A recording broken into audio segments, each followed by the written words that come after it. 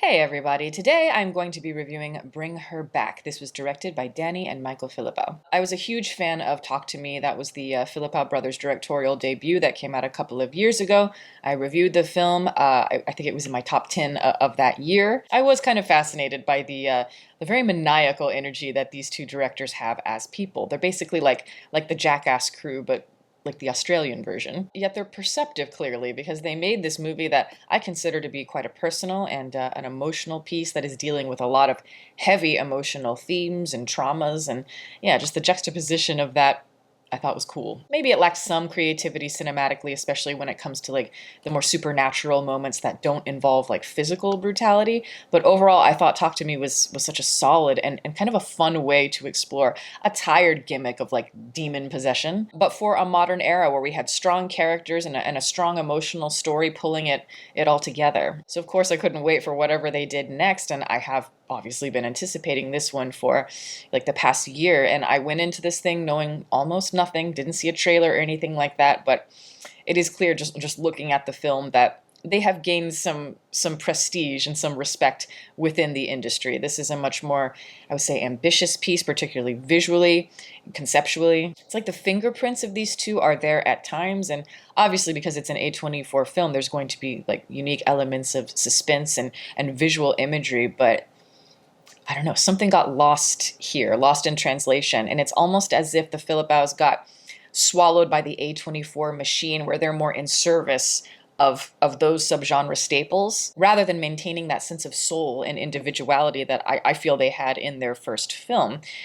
These days, a lot of A24 films, it feels like they cannot get beyond that infatuation they have with a movie like Hereditary from 2018. Obviously very successful, and it feels like so many movies are kind of copying that thematically and visually. Many art house horror films these days are about what typically it's grief and familial trauma combined with like supernatural elements, and often that is explored through like a visual style, often architectural in nature, kind of like a Chinese puzzle box, but rather than it being more like coated in sterile metal like a Christopher Nolan, it's almost like it's a wooden puzzle. Lately, it feels like a lot of A24 films it's like they're straining to hit a mold, or like they're trying to hit certain beats, certain marks to, fit a certain brand, meet quota, but it's like they don't find an authentic way often to make it mean something more than that. This film just felt off. As much as I wanted it to land, it never was landing. Not to say that there isn't some discomfort and dread throughout. That exists. This film is a lot darker and heavier in certain ways than Talk to Me, which I think is saying something. And yet I don't think you feel the impact of that weight, just because a lot of the characters and the story overall just isn't that convincing or fleshed out. It's very copy and paste. And like I say, when something gives me that feeling, it's as if we're working from the outside in. And sometimes that can work, but I think most people are going to want the cake to be fully cooked through before you present it to them.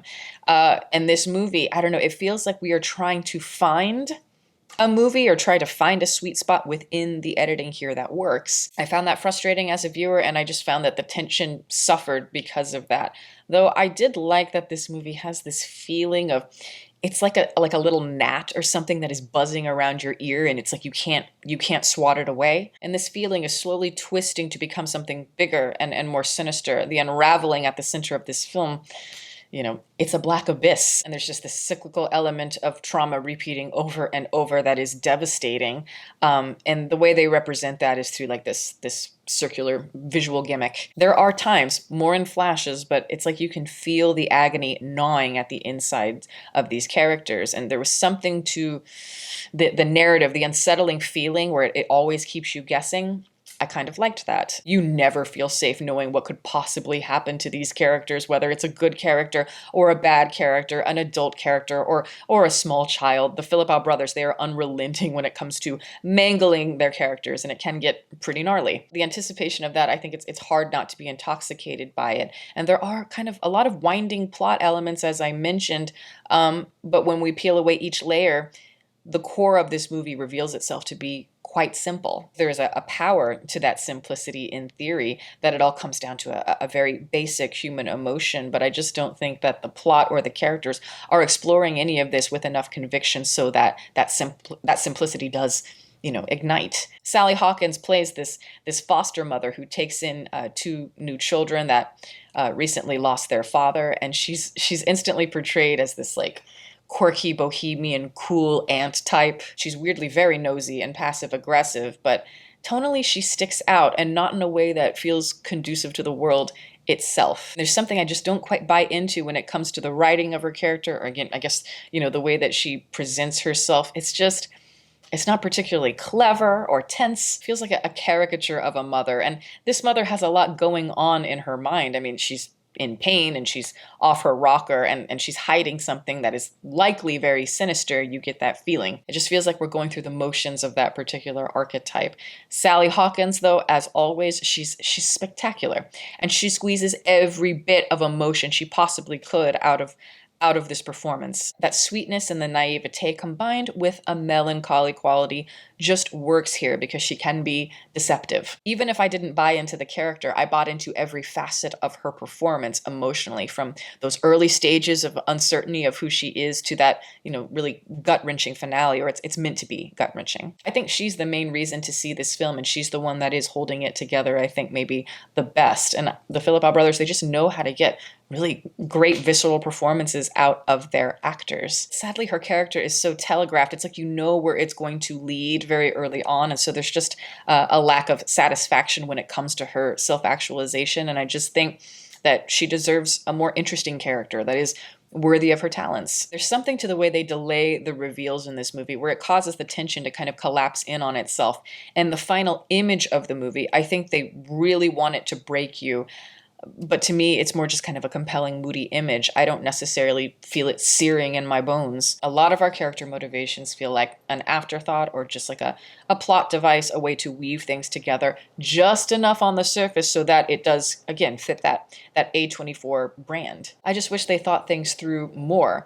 The sister, as an example, she kind of bugged me in the movie. She's the younger sister of the brother. She is blind in the movie, but she's presented as quite innocent and naive, but she also has some sass and some grit that they're trying to establish at the beginning, and they show her as somebody who's trying to maintain a certain independence, does not like to victimize herself. Yet so much of her character and the relationship with her brother starts to fizzle to me as the movie goes on. And I don't always buy into the manipulation, the gaslighting of the Hawkins character, so easily separating the brother and the sister, particularly when that bond was built in a certain way. We forgo certain characteristics of her character to paint her as a victim conveniently in Act 3. The brother's story, I think, may be one of the most interesting parts of the whole movie, but again, it felt kind of like a less convincing, less fleshed out version of the protagonist's story in Talk to Me. So yeah, it's a colder, more clinical, less focused version of the Philippa's, and it's not without merit. I think some people are going to find that minimalist approach to be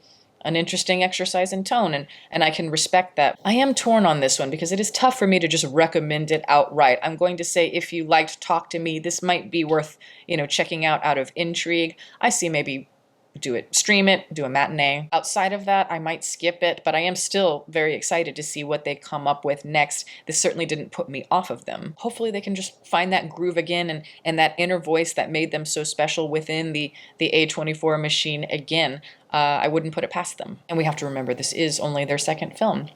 But that is my review. Thank you guys so much for watching. I'm going to plug my website, as always. It is deepfocuslens.com. I'm an artist. I do commission portraits, and I also sell prints of my work. If that's something that you're interested in, you can always go to the website below. And if you have a question about a commission or a print, you can always email me. My email is in the description box below as well. Also, I'd like to give a shout out to my patrons, who are great. Guys, thank you so much for your support. Welcome to all the new members. If you are interested in supporting, the link for that is below, as well as the rest of my social media information. You can watch my videos here, and you can subscribe if you'd like. Catch you next time.